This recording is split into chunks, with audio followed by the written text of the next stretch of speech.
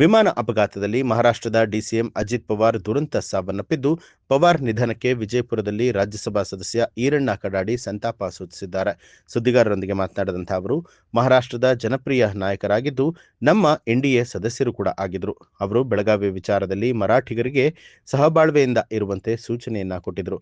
ಅದೇ ರೀತಿ ಅವರು ಬೆಳಗಾವಿಗೆ ಬಂದರೂ ಕೂಡ ಎಂದು ಮರಾಠಿ ಕನ್ನಡ ಅಂತ ಹೇಳಿ ಭೇದ ಭಾವ ಮಾಡಲಿಲ್ಲ. ಕನ್ನಡಿಗರ ಜೊತೆಗೆ ಉತ್ತಮ ಬಾಂಧವ್ಯ, ಸಹಬಾಳ್ವೆಯಿಂದ ಸಾಗುವಂತೆ ಮರಾಠಿಗರಿಗೆ ಸಲಹೆಗಳನ್ನ ಕೊಟ್ಟಿದ್ರು. ಅವರ ಅಗಲಿಕೆ ಮಹಾರಾಷ್ಟ್ರಕ್ಕೆ ತುಂಬಲಾಗದಂತಹ ನಷ್ಟ ಅಂತ ಹೇಳಿ ಪವಾರ್ ನಿಧನಕ್ಕೆ ಈರಣ್ಣ ಕಡಾಡಿ ಸಂತಾಪವನ್ನ ಸೂಚಿಸಿದ್ದಾರೆ. ಇವತ್ತು ಬೆಳಿಗ್ಗೆ ಬಹಳ ವಿಷಾದಕರ ಸಂಗತಿಯನ್ನು ನಾವೆಲ್ಲ ಕೇಳಿದ್ದೀವಿ. ನಮ್ಮ ಎನ್ಡಿಎ ಒಕ್ಕೂಟದ ಮಿತ್ರ ಪಕ್ಷವಾಗಿರತಕ್ಕಂಥ ಶ್ರೀಯುತ ಅಜಿತ್ ಪವಾರ್ ಅವರು ವಿಮಾನ ಅಪಘಾತದಲ್ಲಿ ನಮ್ಮನ್ನು ಅಗಲಿದರು ಅನ್ನುವಂಥದ್ದು ಅತ್ಯಂತ ನೋವಿನ ಸಂಗತಿ. ಅವರು ಇತ್ತೀಚೆಗೆ ಎನ್ಡಿಎ ಸೇರಿದ ನಂತರ ಭಾಳ ಮಹಾರಾಷ್ಟ್ರದಲ್ಲಿ ಒಂದು ರೀತಿ ನಮಗೆ ಬಲವನ್ನು ತುಂಬಿದರು. ಅವರ ಅಗಲುವಿಕೆಯ ನೋವು ಭರಿಸುವಂಥ ಶಕ್ತಿ ಅವರ ಕುಟುಂಬಕ್ಕೆ ಭಗವಂತ ನೀಡಲಿ, ಅವರ ಆತ್ಮಕ್ಕೆ ಸದ್ಗತಿಯನ್ನು ಕರುಣಿಸಲಿ ಅಂತೇಳಿ ನಾನು ಪ್ರಾರ್ಥನೆಯನ್ನು ಮಾಡ್ತೀನಿ.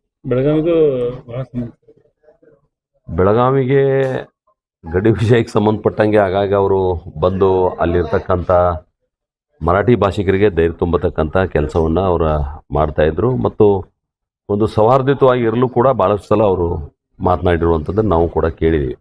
ಯಾಕಂತಂದರೆ ಅಲ್ಲಿ ಯಾವುದೇ ರೀತಿ ಬದಲಾವಣೆ ಆಗಲಿಕ್ಕೆ ಸಾಧ್ಯ ಇಲ್ಲ. ಹೀಗಾಗಿ ಅಲ್ಲಿರ್ತಕ್ಕಂಥ ಎಲ್ಲ ಮರಾಠಿ ಬಂಧುಗಳು ಸೌಹಾರ್ದತೆಯಿಂದ ಇರಬೇಕು ಅನ್ನುವಂಥ ಮಾತನ್ನು ಕೂಡ ಹೇಳಿರುವಂಥದ್ದನ್ನು ನಾವು ಭಾಳ ಸಲ ಕೇಳಿದ್ದೀವಿ.